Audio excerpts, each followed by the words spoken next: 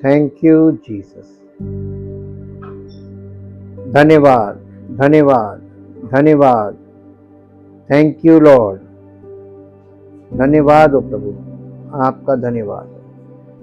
धन्यवाद करते हैं आपके महान प्रेम और उस अनुग्रह के लिए प्रभु, जो आपने सब मनुष्यों पर अपने पुत्र के बलिदान के द्वारा प्रकट किया, ताकि मनुष्य पाप और पतन से छूटकर और उद्धार पाकर आपकी शरण में आ जाए, आपका पुत्र और पुत्री बन जाए और आपके द्वारा दिए गए जीवन के द्वारा अनंत जीवन का वारिस बने, ताकि आपकी महिमा हो, आदर और महिमा आपको मिले।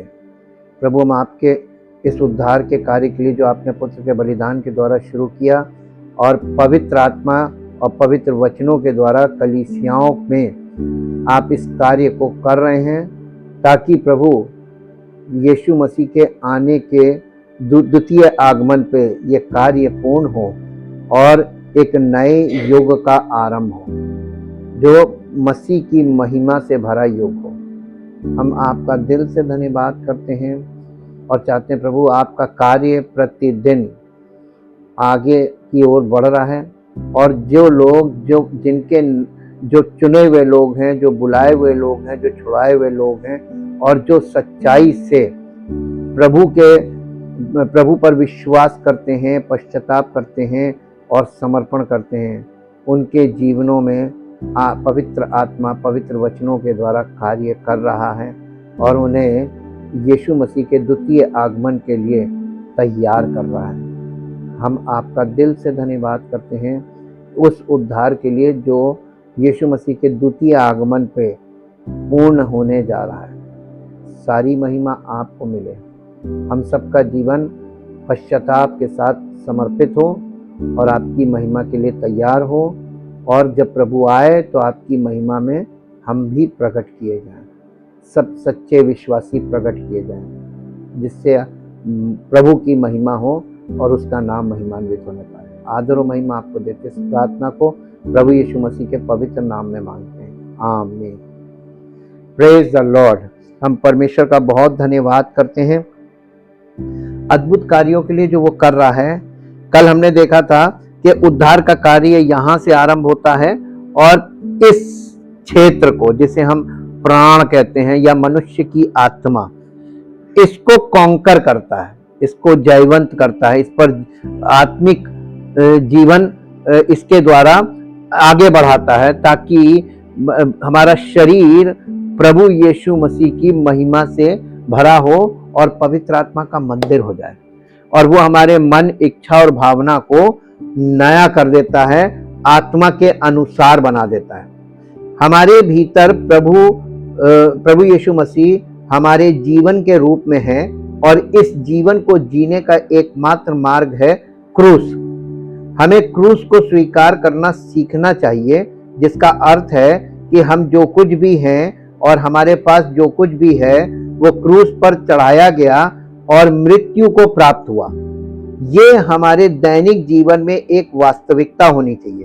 क्रूस को अनुभव करने का व्यवहारिक तरीका ये है कि जब भी हम कुछ सोचने वाले हों, जब भी हम किसी के प्रति प्रेम प्रदर्शित करने वाले हों, या जब भी हम कोई निर्णय लेने वाले हों, तो स्वयं की जांच करें। स्वयं का मतलब अपने मन, इच्छा और भावना की जांच करें, स्वयं की जांच करें।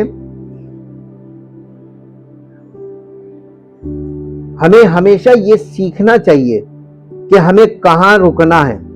रुको, हमें न केवल बुरे कार्यों से रुकना है बल्कि अच्छे कार्यों से भी रुकना चाहिए।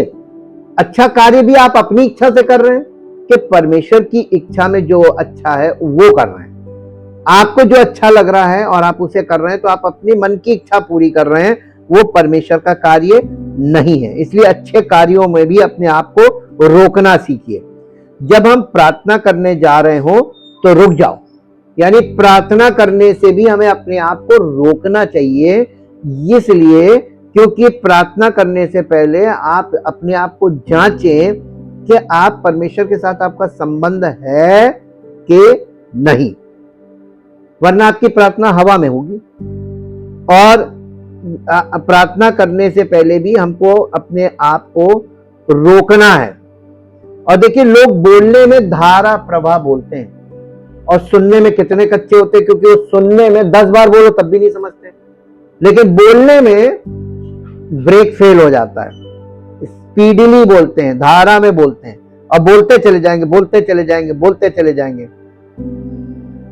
यहां पे हम लोगों को क्या क्या सीखना है कि अपने आप को रोकना सीखना है। और जब हम अपने आप को रोकना सीखेंगे तब हम परमेश्वर की इच्छा में क्या उचित है क्या नहीं है ये जानकर उसके अनुसार हमको आगे बढ़ना सीखना चाहिए। क्रूस के अनुभव को हमें व्यवहारिक तरीके का इस्तेमाल करके अपने जीवन में लागू करना है। हमें हमेशा ये कहना सीखना चाहिए, रुको। हमें न केवल बुरे कार्यों से बल्कि अच्छे कार्यों से भी अपने आप को रोका जाना चाहिए। जब हम प्रार्थना करने जा रहे हो तो रुक जाओ। जब हम कुछ भी अच्छा करने जा रहे हो तो रुक जाओ। यदि हम स्वयं को रोक लगा लेंगे तो मसीह पुनरुत्थान में प्रकट होंगे। रुक जाओ, स्वयं को मृत्यु को समर्पित कर दो। स्वयं का मतलब सेल्फ, मन, इच्छा, भावना, ये इसको डेड कर दो, ना मानो इसकी। आपके मन में जो चीजें आ रही हैं, आपके मन में जो अच्छा करने की इच्छा हो रही है, उसको मार दो और प्रभु का पुनरुत्थान अपने अंदर होने दो कि वो जो चाहेगा वो हो जाएगा। यदि हम अपने आप को रोकेंगे तो मसीह पुनरुत्थान में प्रकट होंगे। रुक जाओ, स्वयं को मृत्यु को समर्पित कर दो, तब मृत्यु पुनरुत्थान लाएगी। हमें क्रूस द्वारा आत्मा में रूपांतरित होना चाहिए। क्रूस और मसीह का अनुभव करने का यही व्यवहारिक तरीका है। लेकिन ये मत सोचिए कि रुकना इतना आसान है। कई बार हम रुकना तो कहते हैं, अपने आप को रुकने के लिए कहते हैं, लेकिन रुकते नहीं। मनुष्य जब कोई एक दिनचर्या बना लेता है, अपना एक आदत बना लेता है, तो वो आदत छूटती नहीं इतनी आसानी से। आपको बहुत ताकत लगानी पड़ती है उसको अपने आप को रोकने के लिए। रोकना अपने आप को बहुत कठिन है। हम आपको पहले भी ये बात बोलते आए कि आप जो कर रहे हैं वो मत करो, क्योंकि आपको अभी ये नहीं मालूम कि आप करके अपने ऊपर परमेश्वर का क्रोध ही ला सकते हैं और कुछ नहीं, क्योंकि आप परमेश्वर की इच्छा के विरुद्ध कर रहे हैं। और ये रुकना इतना आसान नहीं है। क्या आप एक दृढ़ मन वाले भाई को सोचने से रोक सकते हैं? अगर कोई बहुत विश्वास में अपने आप को दृढ़ मानता है, उसके मन में जो विचार आ रहे हैं उसको वो व्यक्ति रोक पाएगा? है? अब आप देखिए कितना कठिन है। उसके मन में बैठे बैठे पता नहीं क्या क्या सोचेगा, और वो जो सोचेगा वो सोचेगा कि ये तो प्रभु की मैं सेवा कर रहा हूं इसलिए मैं ऐसा सोच रहा हूं। आप उसको कोई व्यक्ति अपने मन को सोचने से नहीं रोक सकता। अब यहां पर मैं थोड़ी देर के लिए आपका ध्यान दिखाऊंगा। शुगर का बढ़ना, बीपी का बढ़ना मन में उथल पुथल और तमाम तरीके की उलझन और टेंशन का कारण होता है, उसी से बढ़ता है ना। डॉक्टर लोग मन को नियंत्रित क्यों नहीं करते हैं? वो बीपी को कंट्रोल और शुगर को कंट्रोल क्यों कर रहे हैं? मन को। यहां पे मेडिकल साइंस फेल हुई? कहां पे मेडिकल साइंस फेल हुई? मनुष्य के माइंड पर, जहां वो सोचता है। अब आप जीवन भर आप आदी हैं सोचने के। कुछ लोग तो ऐसे होते हैं, उनको एक मेंटल डिसऑर्डर होता है, वो सोचते ज्यादा है, चलते बहुत कम है लेकिन सोचते बहुत ज्यादा है। और ओवर थिंकिंग जो है ये मेंटल डिसऑर्डर है। ओवर थिंकिंग नहीं होनी चाहिए। आज के युग में ओवर थिंकिंग करने वाले जो लोग हैं वो अपने आप को स्मार्ट समझते हैं, बुद्धिमान समझते हैं, जबकि वो डिसऑर्डर में है। ये आप देखिए तो वो सोच आपके माइंड से ही तो आपके बॉडी में सारा फ्लक्चुएशन आ रहा है, और माइंड आपका आउट ऑफ कंट्रोल है। क्या आप उसे विचार करने से रोक सकते हैं अपने माइंड को? नहीं। क्या आप एक स्वाभाविक प्रेम और दया से भरी बहन को उसकी स्वाभाविक भावना से दूसरों से प्रेम करने से रोक सकते हैं? नहीं। वो जो स्वाभाविक तरीके से कुछ महिलाएं ऐसी होती हैं जो बहुत जल्दी उनको दया भी आ जाती है, बहुत जल्दी प्रेम भी आ जाता है। ये खतरनाक है। आज की दुनिया में सारे लोग इतने जितने ठग हैं, ये सब आपकी भावनाओं के द्वारा ही आपको ठगेंगे। तो आपको अपनी भावनाओं को कैसे नियंत्रित करेंगे? मन को नियंत्रित करना पड़ेगा। ये नियंत्रित होगा तो ये और ये दोनों नियंत्रित होंगे। ये है मास्टरमाइंड। माइंड ही है मेन। जितना ज्यादा आप रुकने, अपने आप को रोकने को कहेंगे, उतना ही ज्यादा वो आप उस बहन को कहेंगे कि भैया ये मत करो, ये मत करो, ये गलत है, उतना ही वो उससे प्रेम करेगी। क्योंकि आप जिस चीज के लिए किसी को मना करेंगे ना, वो जिदिया के वही करेगा। उसके अंदर जिद आ जाएगी, नहीं मैं तो करूंगा, मैं तो करूंगा, मैं तो करूंगा।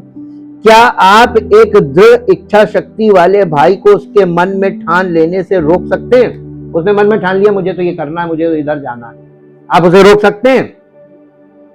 अब आप ये बताइए कैसे उद्धार हो? सब तो जिद्दी लोग हैं, अपने मन के मालिक, मनमानी करने वाले। नामुमकिन है ये। इस मामले में हमें प्रभु की कृपा की जरूरत होती है, जिस पर वो अनुग्रह करना चाहेगा। किसकी इच्छा से वो अनुग्रह करेगा? अपनी के व्यक्ति के। हमारी इच्छा से वो हम पर अनुग्रह करेगा कि अपनी इच्छा से? अब फंस गए यहां पे। उद्धार क्यों कठिन हो गया? क्योंकि हमारे हाथ में है ही नहीं। शुरुआत भी वही करेगा और पूर्ण भी वही करेगा। तो हम क्या करेंगे? हम कुछ नहीं कर सकते। हमको सिर्फ पश्चाताप करके समर्पित होना है। यही मेरा रोल है। और हमें पवित्र आत्मा के मार्गदर्शन में पार्टिसिपेट करना है।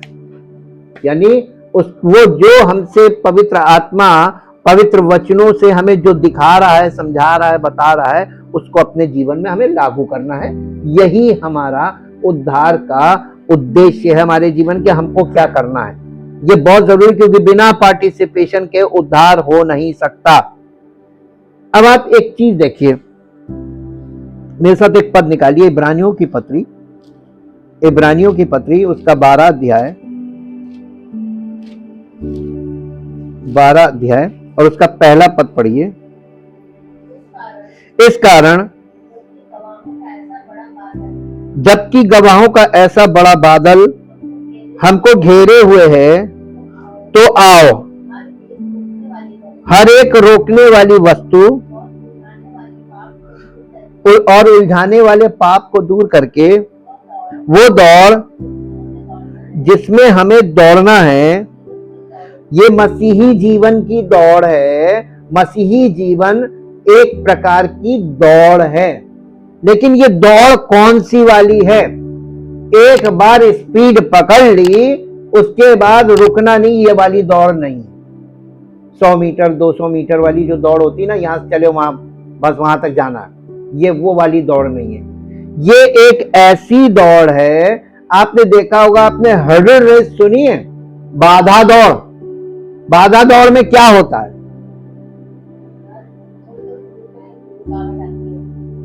हाँ, बाधा दौड़। मसीही जीवन बाधा दौड़ है। तो क्या होगा जब मसीही जीवन आपका शुरू होगा? थोड़ी दूर आप दौड़ेंगे, फिर एक बाधा आएगी, रुकावट, आपको उसको ओवरकम करना पड़ेगा, जंप। और अगर आप उसमें चूक गए तो वहीं गिर जाएंगे, आप रेस से बाहर हो जाएंगे। तो बाधा दौड़ में आपके जीवन में बार बार बाधाएं आएंगी, आपको उसको ओवरकम करना पड़ेगा। ये है मसीही जीवन की दौड़। अब इसका दूसरा पद पढ़िए। और विश्वास के कर्ता और सिद्ध करने वाले यीशु की ओर लो। तो फिर हम प्रार्थना करेंगे। हम प्रार्थना कब करेंगे? हमको तो प्रार्थना करनी है, हमें चर्च जाना है, हमें बाइबल पढ़नी है, हमें अपने रिचुअल्स पूरे करने हैं। कोई रिचुअल बाइबल में दिया है मसीही जीवन? कोई रिचुअल है नहीं। ये फर्जी के रिचुअल बनाए गए। ये दूसरा पद इंग्लिश में पढ़ दीजिए जरा। अभी आपने इसका मतलब नहीं समझा, यहां कहा क्या जा रहा है।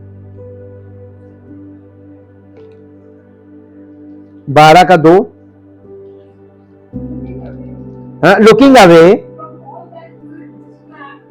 From all that will distract to Jesus who is the leader and the source of our, हमारे विश्वास का स्रोत और हमारे विश्वास का अगुआ जी, giving the first incentive for our belief and is also its finisher, bringing to it maturity and perfection. He, for the joy of obtaining the prize that was set before him, endured the cross, and despising and ignoring the shame, and is now seated at the right hand of the throne of God. यानी यीशु मसीह हमारे विश्वास का आरंभ करने वाला और हमारे विश्वास को पूरा यानी संपूर्ण करने वाला यीशु मसीह है, उसको ताकते रहो। तो विश्वास में हमें बनाए रखने का काम किसका है? यीशु मसीह का। हम विश्वास में बने नहीं तो हम विश्वास से जब नया जन्म प्राप्त करते हैं तो ये विश्वास आता कहां से? यीशु मसीह से। ये हम करते नहीं है, ये यीशु मसीह की ओर से हमें गिफ्ट दिया जाता है। गिफ्ट ऑफ फेथ से हम बॉर्न अगेन होते हैं और बॉर्न अगेन होने के बाद हमारे जीवन से भी गिफ्ट ऑफ फेथ ही निकलता है। आप वो जो वरदान दिए हैं ना 12 अध्याय में, उसमें देखिएगा विश्वास का वरदान भी है और वो पवित्र आत्मा के द्वारा हमारे जीवन में विश्वास का वरदान काम करता है। और विश्वास के बिना आपकी एक नहीं सुनी जाएगी परमेश्वर के। यीशु मसीह ने क्या कहा था? जब तो प्रार्थना करे तो विश्वास, और जब तक बॉर्न अगेन नहीं होते तो विश्वास आता ही नहीं। और बॉर्न अगेन होने के बाद विश्वास बढ़ता है, विश्वास पैदा हुआ और विश्वास बढ़ रहा है। अब आपका विश्वास कितना बड़ा हुआ? आप बातें बड़ी बड़ी कर रहे हैं और विश्वास अभी इतना बड़ा। पौलुस ने इसीलिए लिखा है रोमियो में कि अपने विश्वास के परिमाण के अनुसार बोले। तो मसीही विश्वासियों को जितना विश्वास उनके अंदर है बस उससे आगे बात नहीं करनी चाहिए, यानी बड़े बोल नहीं बोलने चाहिए। अपने आप को मान लेना चाहिए कि अभी मैं पूरी तरीके से परिपक्व नहीं हूं, लेकिन प्रभु पर मुझे भरोसा है कि उसके वचन के द्वारा जितना स्पष्ट होता जा रहा है उतना विश्वास मेरे जीवन में कंप्लीट होता जा रहा है। और ये जो सुसमाचार है ना, ये विश्वास से विश्वास की ओर चलाने वाली धार्मिकता का कार्य करता है। ये हमें धार्मिकता में पूर्ण ले जाता है, परिपूर्ण स्टेज में। तब हमारी धार्मिकता एक्चुअली मसीह है और विश्वास भी मसीह को ही कहा गया है। गलातियों में आप देखेंगे विश्वास के आने से पहले व्यवस्था के अंतर्गत हमारी रखवाली होती थी, और उस विश्वास के आने तक जो प्रकट होने वाला था वो कौन है? यीशु मसीह। तो यीशु मसीह को लिविंग फेथ बोला गया है, जीवित विश्वास, जीवित वचन, जीवित विश्वास यीशु मसीह है और वही जीवित वचन भी है। अब यहाँ पे ये देखिए कि कितना कठिन है ये रुकना। कुछ लोग हमेशा मन में ही रहते हैं, कुछ बहुत भावुक होते हैं।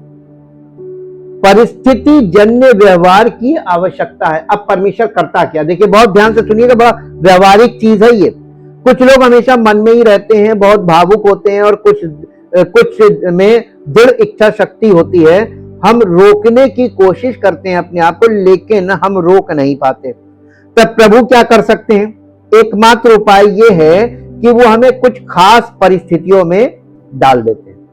कौन? प्रभु। क्या करते हैं? रोकने का काम कौन करेगा? आप तो धुन में लगे पड़े, मना कर रहे ये मत करना, नहीं करे पड़े, आप नहीं रोक पा रहे। तो प्रभु क्या करेगा? आपको एक ऐसी भयानक परिस्थिति में डाल देगा, उसके साथ साथ आपके साथ साथ आपके परिवार के सब लोग रुक जाएंगे। हैं? ये क्या हो गया? आई ना समस्या क्यों आई? अपनी मन मर्जी में भागे चले जा रहे हैं। एकमात्र उपाय यह है कि वो हमें कुछ खास परिस्थितियों में डालें। यदि आप एक ऐसे व्यक्ति हैं जो बहुत अधिक मन में ही रहते हैं, तो प्रभु आपको ऐसी परिस्थितियों में डालेंगे जहां आपका मन आपको परेशानी में डाल देगा। वो आपको एक खास तरह के कष्ट में डाल देंगे। प्रभु आपको एक खास प्रकार के कष्ट में डाल देंगे। क्यों डालेंगे? आपके जीवन में रोकने का काम, आपके जीवन में आपको मोड़ने का काम प्रभु आके जमीन पर नहीं करेंगे। उसके काम करने का तरीका क्या है? अरे उसके लिए बहुत सरल है। फट फट फट जहां भी हो वहीं पे वो आपको कहीं ना कहीं फंसा देंगे। यदि आप एक दृढ़ इच्छा शक्ति वाले व्यक्ति हैं और कोई भी आपको वश में नहीं कर सकता, तो प्रभु आपको एक खास तरह की परिस्थिति में डाल देंगे ताकि आप लंबे समय तक कष्ट सहें। आपकी दृढ़ इच्छा शक्ति महीने दर महीने और साल दर साल टूटती और दबती चली जाएगी। इजराइलियों को प्रभु कैसे कंट्रोल करता था?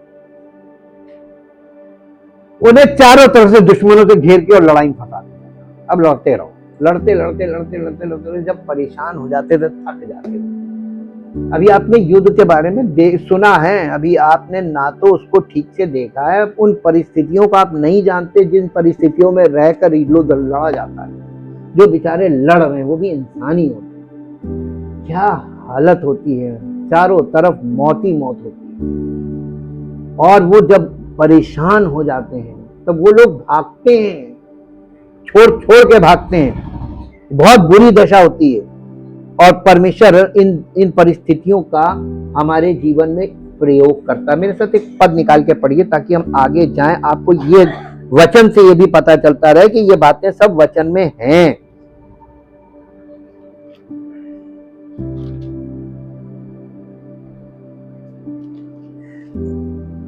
पहला पत्रस 4 अध्याय 12 पद।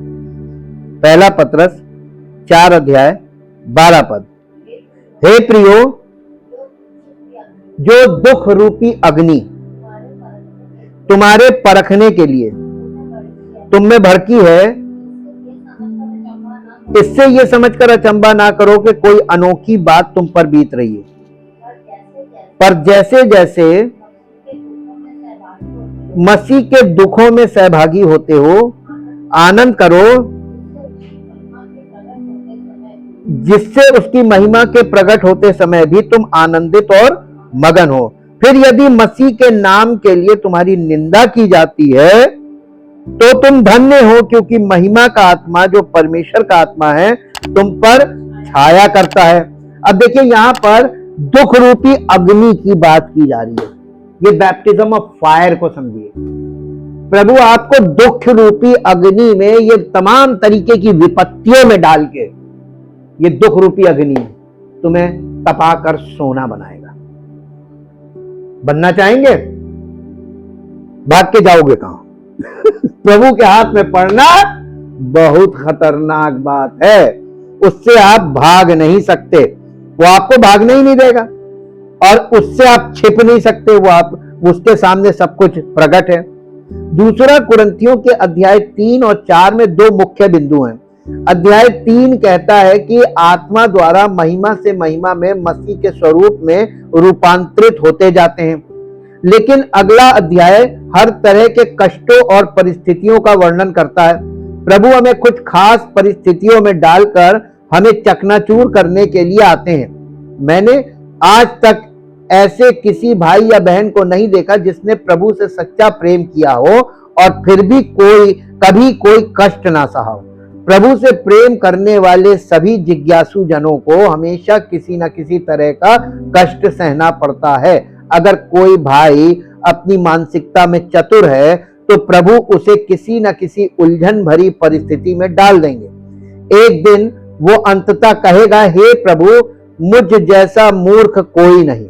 इससे पहले वो हमेशा खुद को बहुत चतुर समझता था, लेकिन कुछ हद तक कष्ट सहने के बाद वो वश में हो जाता है। वो स्वीकार करता है कि वो मूर्ख है। इसके बाद वो अपने मन से डरेगा। आपको उसे अपने मन को रोकने के लिए कहने की जरूरत नहीं है, वो स्वतः ही रुक जाएगा। बाहरी परिस्थितियों में प्रभु के कार्य के माध्यम से उसे हमेशा के लिए रोक दिया गया है। अब उसके मन में टूटन का निशान है। हमारे स्वाभाविक जो प्राण का जीवन है, ये स्व, हमारी आत्मा, हमारा जो आत्म जीवन है, उसका टूटना एक ऐसा सबक है जिसे कई संतों को कठिन तरीके से सीखना होगा। कुछ मामलों में ये सीखना आसान है। हमें बस ये समझने की जरूरत है कि प्रभु जीवन के रूप में हमारे भीतर हैं और क्रूस द्वारा स्वयं की जांच करना सीखें। कुछ लोग ये सबक बिना किसी कठिनाई के सीख लेते हैं, लेकिन बहुत से भाई बहनों के लिए ये इतना आसान नहीं है। उन्हें बहुत कष्ट और पीड़ा सहनी पड़ती है। कुछ को 5 साल, कुछ को 10 साल और कुछ को उससे भी ज्यादा समय तक सहना पड़ता है। उन्हें हर तरह के कष्ट सहने पड़ते हैं, लेकिन उन पर दया नहीं की जानी चाहिए। वे प्रभु के हाथों में हैं। हमने आपको पहले भी बताया था, जब कभी कोई कलीसिया का व्यक्ति भयानक परिस्थिति में जा रहा है, आप उसके साथ भाईचारा बना के रखिए उसकी, लेकिन बहुत ज्यादा आप बाउंड्री पार मत कीजिएगा, क्योंकि वो प्रभु के हाथ में है। प्रभु उसकी जिंदगी में प्रूनिंग का काम कर रहा है, काट छांट, तो डिस्टर्ब नहीं करना चाहिए उसके काम को। ये स्पिरिचुअल मैच्योरिटी का पार्ट है। एक्चुअली हम लोग इतने भावुक होते हैं कि हम बहुत जल्दी से किसी की परिस्थिति को जाकर पलट देना चाहते हैं अपनी क्षमता में। ये गलत है। आप परमेश्वर के समान अपने आप को परमेश्वर के तुल्य नहीं रख सकते। आपको परमेश्वर से इतना यानी इतनी सेंसिटिविटी होनी चाहिए आपके अंदर आत्मिक रूप से, कि आपको ये समझना चाहिए कि परमेश्वर ऐसा कर क्यों रहा है। उसकी योजना है उस जीवन में, वो कुछ शेप दे रहा है उसको, और आप उस कार्य को बिगाड़ने का यानी जरिया ना बने। कि प्रभु हमारे भीतर है, वो स्वयं किसी कठिनाई से कुछ लोग ये सबक बिना किसी कठिनाई के सीख लेते, लेकिन बहुत से भाई बहनों के लिए ये इतना आसान नहीं है। उन्हें बहुत कष्ट सहना और पीड़ा सहनी पड़ती, लेकिन उन पर दया नहीं की जानी चाहिए। वे प्रभु के हाथों में हैं। उनका बाहरी मनुष्यत्व नष्ट हो जाता है, परंतु भीतरी मनुष्यत्व नया हो जाता है। 2 कुरिन्थियों 4 अध्याय और उसका 16 पद पढ़िए। 2 कुरिन्थियों 4 अध्याय और उसका 16 पद।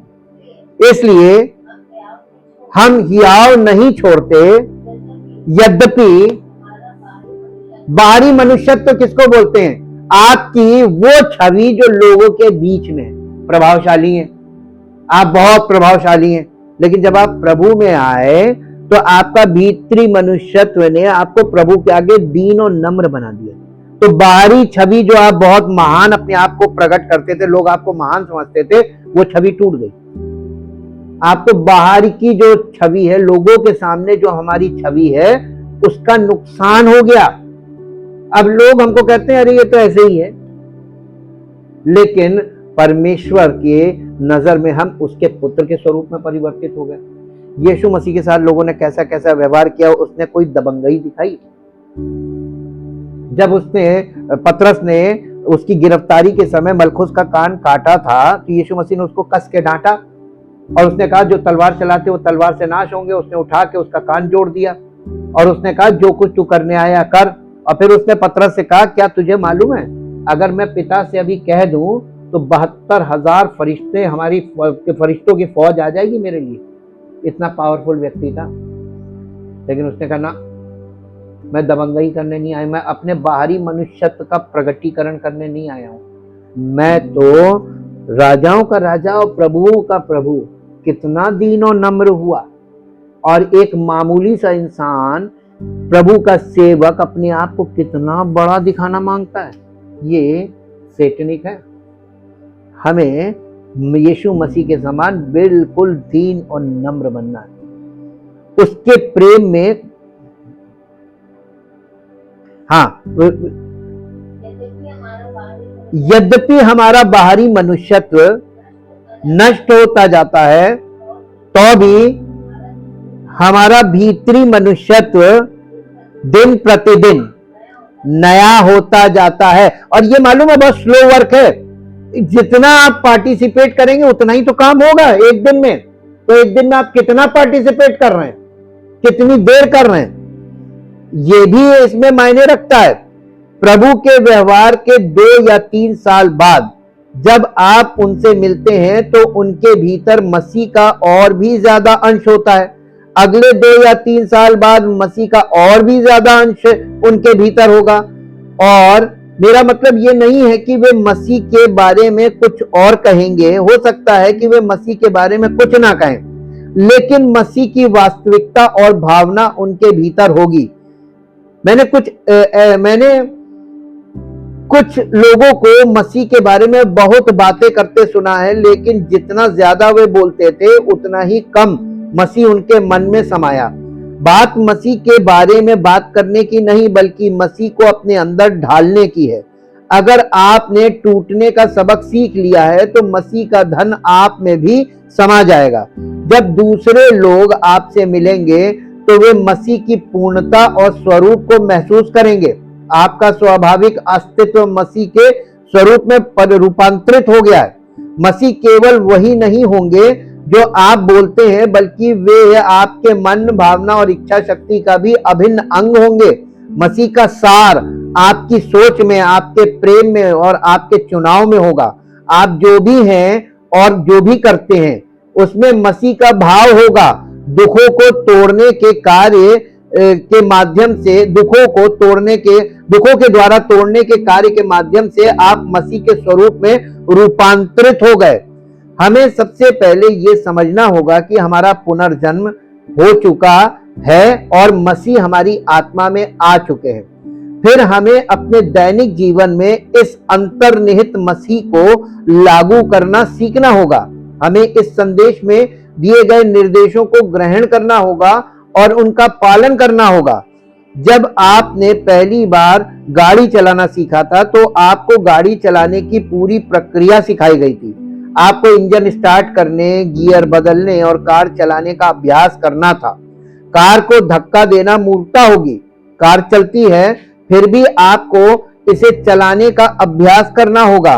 अगर आप प्रार्थना भी करें, हे प्रभु मैं बहुत लाचार हूं, बहुत कमजोर हूं, मुझे कार को धक्का देने में मदद करें, तो भी इससे कोई मदद नहीं मिलेगी। लेकिन क्या हम इसी तरह प्रार्थना नहीं करते, हे प्रभु इस मामले में मेरी मदद करे, मेरे लिए अपना आपा खोना बहुत आसान है। आप जब हर बात में प्रभु यहाँ पे मेरे लिए कर दे, इसीलिए उसको आपने अपना प्रभु माना है कि वो हर जगह पर जिन की तरह बुला लिया, प्रभु आ जाइए, प्रकट होइए और प्रभु यहाँ पे चमत्कार कर दीजिए। हाँ, मसीह जीवन का मतलब क्या है? मसीह के स्वरूप में परिवर्तित और रूपांतरित लोग बन जाना, विश्वास में और परमेश्वर की पुत्र की पहचान में परिवर्तित हो जाना, यह है लक्ष्य।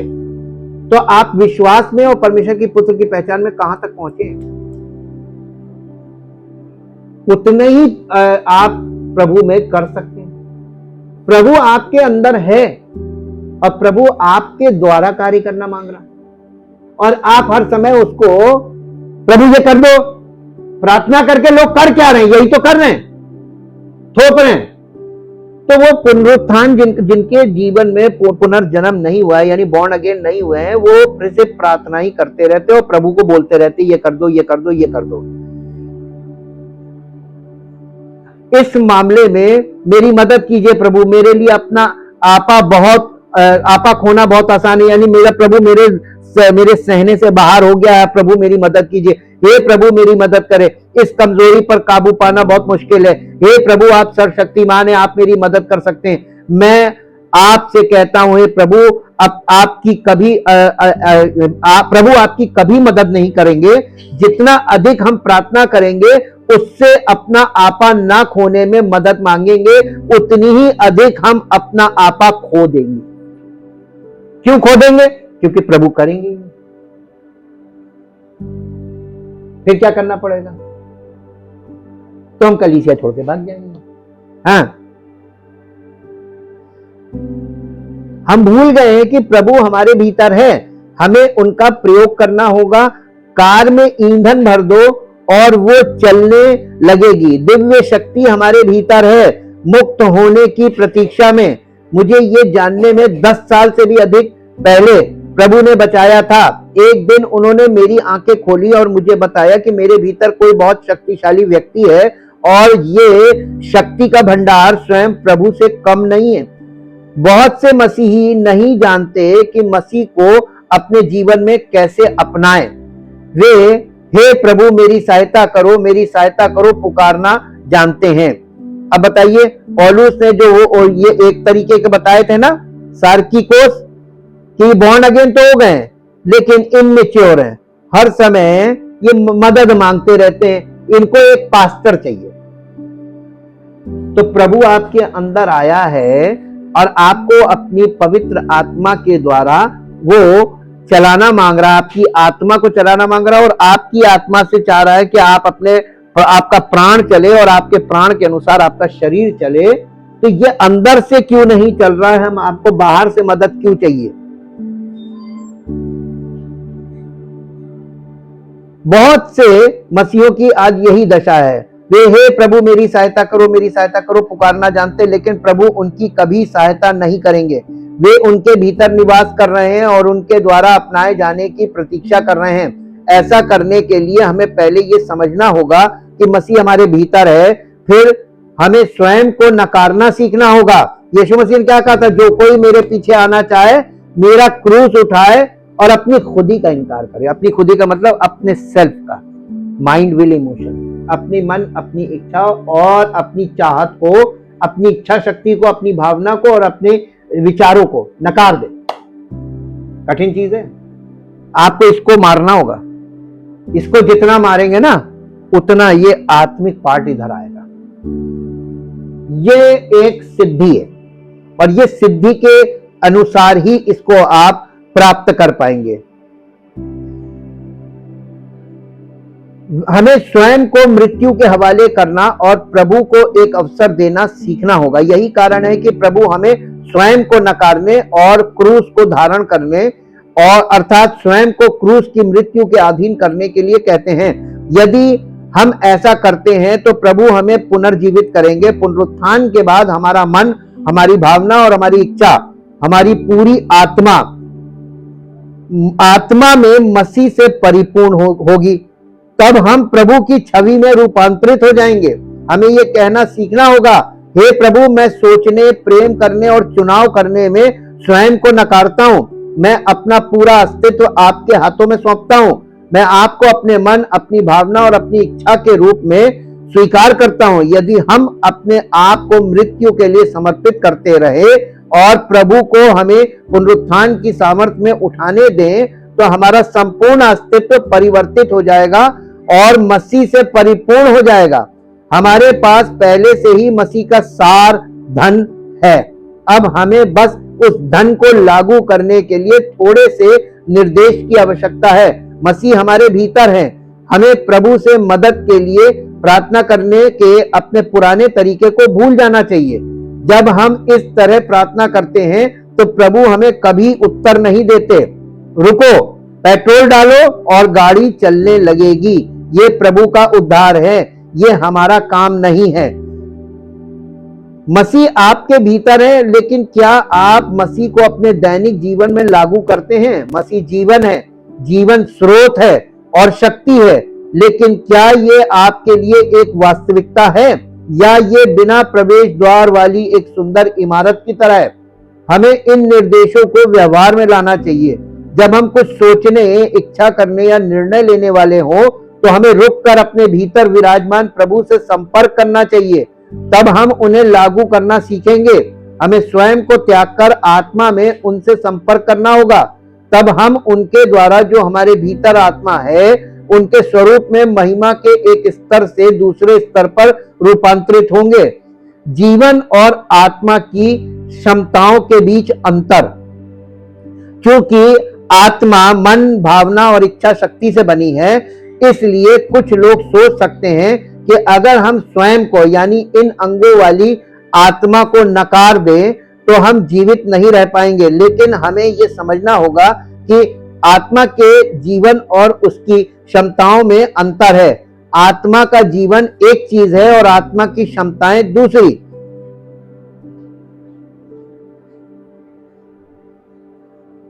एक भाई बहुत आध्यात्मिक था और बहन पत्नी के रूप में बहुत आज्ञाकारी थी।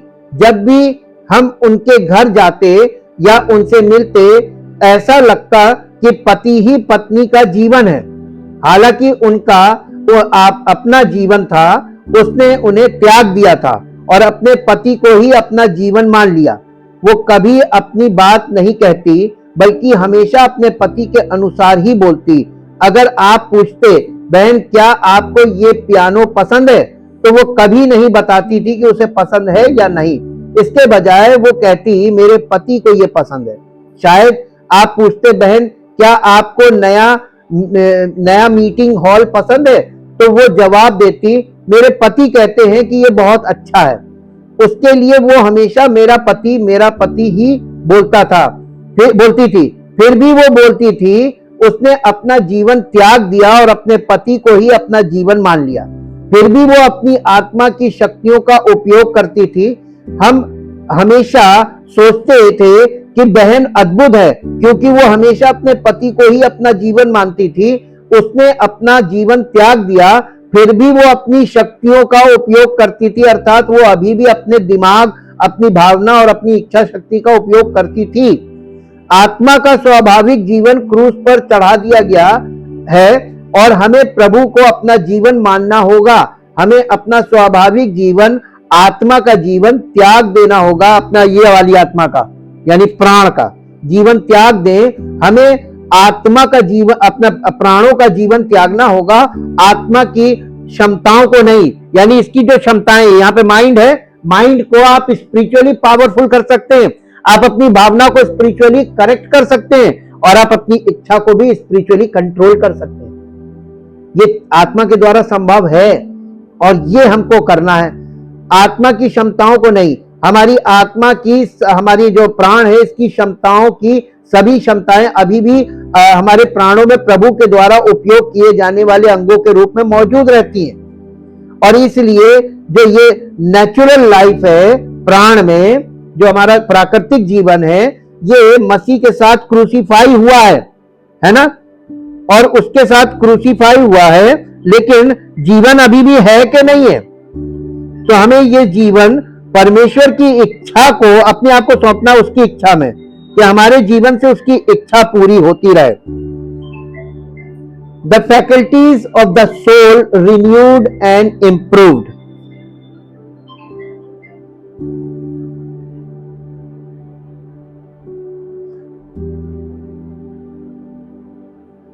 एक आध्यात्मिक व्यक्ति न केवल मन से तीक्ष्ण और भावनाओं में कोमल होता है, बल्कि उसकी इच्छा शक्ति भी प्रबल होती है। शास्त्रों में वर्णित एक भी आध्यात्मिक व्यक्ति बिना रीढ़ वाला नहीं है, स्वाभाविक रूप से भावुक व्यक्ति ही होता है। सभी आध्यात्मिक रूप से भावुक व्यक्ति कोमल होते हैं, फिर भी उनकी इच्छा शक्ति बहुत प्रबल होती है। आप जितने अधिक अपनी आत्मा में स्थिर रहेंगे, आपकी इच्छा शक्ति भी उतनी अधिक प्रबल होगी। एक आध्यात्मिक व्यक्ति वो होता है जो अपने मन को समझने में तीक्ष्ण और अपनी भावनाओं की अनुभूति में संवेदनशील और अपनी इच्छा शक्ति के उद्देश्य में दृढ़ होता है। इससे पता चलता है कि आत्मा की सभी क्षमताएं अभी भी विद्यमान हैं, लेकिन नवीनीकृत और उन्नत हुई हैं। आत्मा के उपकरण के रूप में आत्मा की क्षमताएं। इसलिए हमें यह समझना होगा कि मन, भावनाएं और इच्छा शक्ति की क्षमताओं को नहीं, बल्कि आत्मा के जीवन को त्यागना होगा। हमें यह समझना होगा कि आत्मा का स्वाभाविक जीवन पहले ही क्रूस पर चढ़ा दिया गया है और हमें मसीह को अपना जीवन मानना होगा, लेकिन हमारी आत्मा की क्षमताएं अभी भी आत्मा द्वारा स्वयं प्रभु को अभिव्यक्त करने के लिए उपयोग किए जाने वाले साधन के रूप में मौजूद हैं। दो भाई ऐसे हो सकते हैं जो बहुत विचारशील हो, लेकिन एक स्वाभाविक रूप से विचारशील है जबकि दूसरा आध्यात्मिक रूप से विचारशील है। पहला भाई जबकि वो बहुत विचारशील है, उसे आध्यात्मिक या प्रभु की किसी भी बात का आभास नहीं होता, लेकिन दूसरे भाई के साथ जब भी वो बोलता है उसको आत्मा से और मसीह की किसी बात का आभास होता है। यही बात उन दो भाइयों के साथ भी है जो सेवा कर रहे हैं। एक भाई मन से सेवा करता है, दूसरा भी अपने मन से सेवा करता है, लेकिन पहले भाई के साथ आपको प्रभु की किसी भी बात का आभास नहीं होता। हालांकि दूसरे भाई को लगता है कि वो विचारों में समृद्ध है, फिर भी उसकी आत्मा में प्रभु की किसी बात के साथ वो दृढ़ और ताजा है। जब वो अपने मन के माध्यम से अपनी आत्मा में बोल रहा होता है तो प्रभु की समृद्धि और ताजगी वहां आती है। पहले भाई के साथ स्रोत उसका मन है, लेकिन दूसरे भाई के साथ स्रोत उसका मन नहीं, बल्कि उसकी आत्मा में प्रभु है। प्रभु की ओर से कुछ उसकी आत्मा से उसके मन के माध्यम से निकलता है। रोमियो की पत्री 8 अध्याय का 6 पद पढ़िए। रोमियो की पत्री 8 अध्याय उसका 6 पद, यहां पे इसका एग्जाम्पल हमको मिलता है। शरीर पर मन लगाना तो मृत्यु है, परंतु आत्मा पर मन लगाना जीवन और शांति है। हमारा मन आत्मा का एक अंग है, फिर भी जब ये शरीर पर मन लगाता है तो ये शरीर का मन बन जाता है, और जब ये हमारी आत्मा के साथ पवित्र आत्मा पर मन लगाता है तो ये आत्मा का मन बन जाता है। इसका अर्थ है कि जब हमारा मन पवित्र आत्मा द्वारा हमारी आत्मा के साथ प्रयोग नियंत्रित और निर्देशित होता है तो ये आत्मा का मन बन जाता है। इस प्रकार मन आत्मा का जीवन नहीं है, बल्कि आत्मा की एक क्षमता है जिसे पवित्र आत्मा हमारी आत्मा के साथ नियंत्रित, निर्देशित और उपयोग करता है, तब ये आत्मा का मन बन जाता है।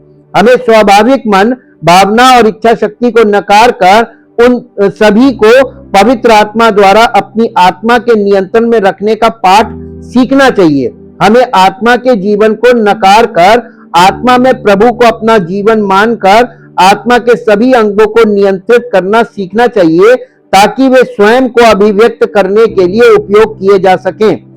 पहला कुरिन्थियों 2 अध्याय का 11 पद हमें बताता है कि मनुष्य की आत्मा जानती है कि मन में उसके क्या है।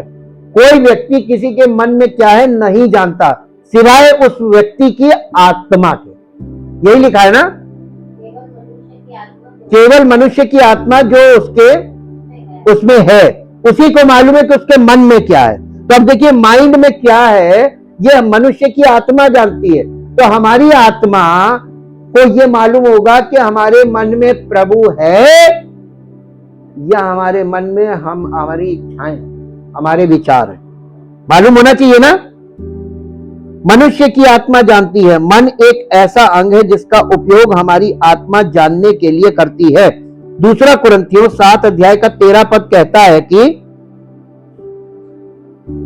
दूसरा कुरिन्थियों 7 अध्याय का 13 पद, इसलिए हमें शांति मिली, हमारी इस शांति के साथ तीतुस की आनंद के कारण और भी आनंद हुआ,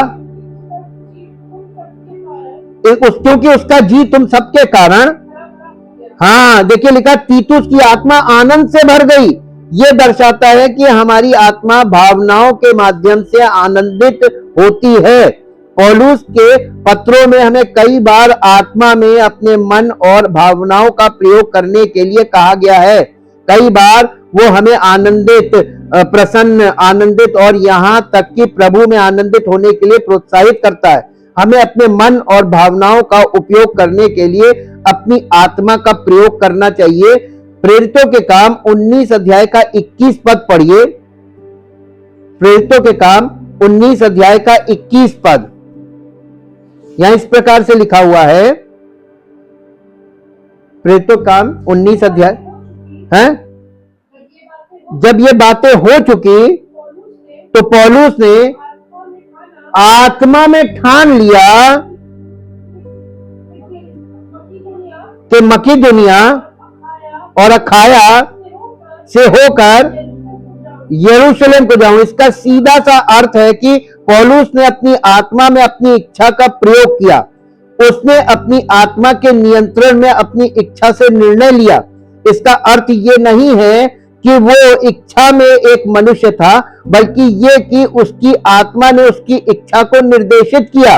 पौलुस अपनी आत्मा में इतना अधिक था कि उसके मन, भावना और इच्छा सभी का उपयोग पवित्र आत्मा ने उसकी आत्मा के साथ किया। आत्म त्याग की आवश्यकता।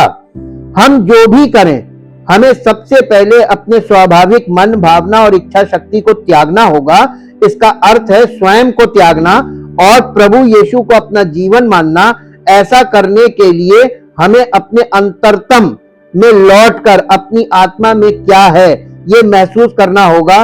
जब हम किसी भाई को हमसे बात करते हुए सुन रहे हो तो हमें अपनी स्वाभाविक सोच के साथ स्वयं को भी त्यागना होगा ताकि उस विशेष मामले में प्रभु को अपना जीवन मान सकें।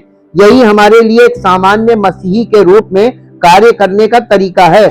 यदि हम ऐसा करते हैं तो हमारी आत्मा, जिसमें पवित्र आत्मा निवास करती है, को हमारे भीतर प्रभु को और अधिक व्यक्त करने का अवसर मिलेगा।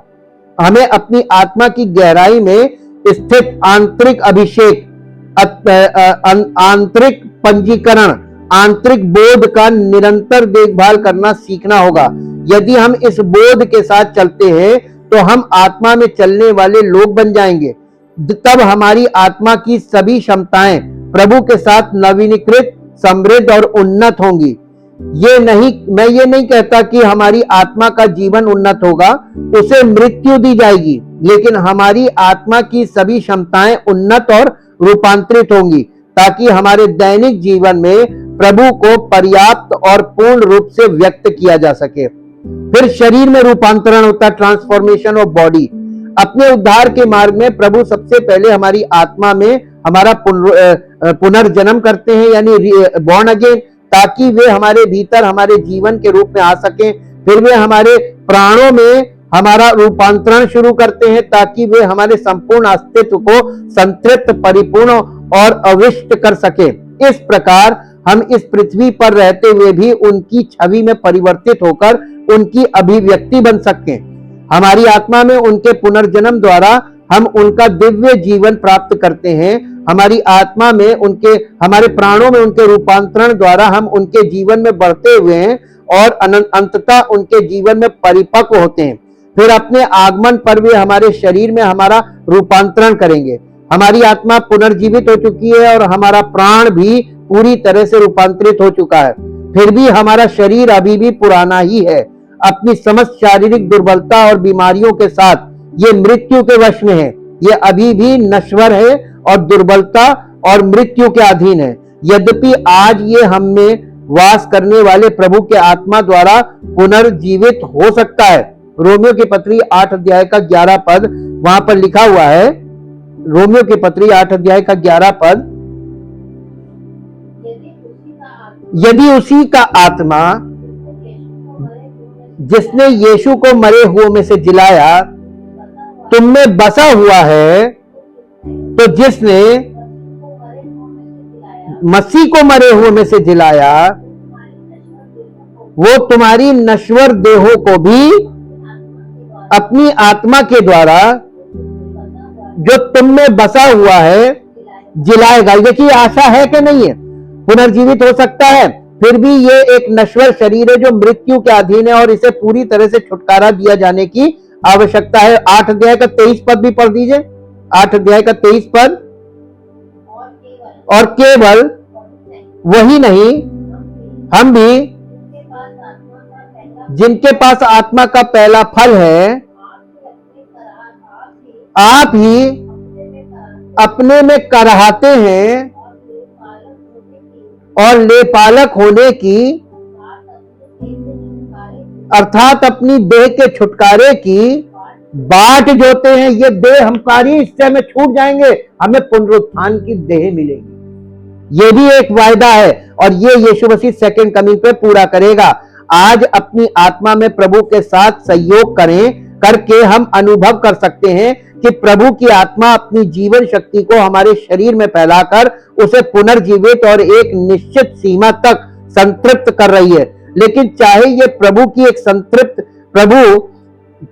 प्रभु की आत्मा द्वारा कितना भी पुनर्जीवित और संतृप्त क्यों ना हो, इसे अभी भी प्रभु के पूर्ण छुटकारे की आवश्यकता है।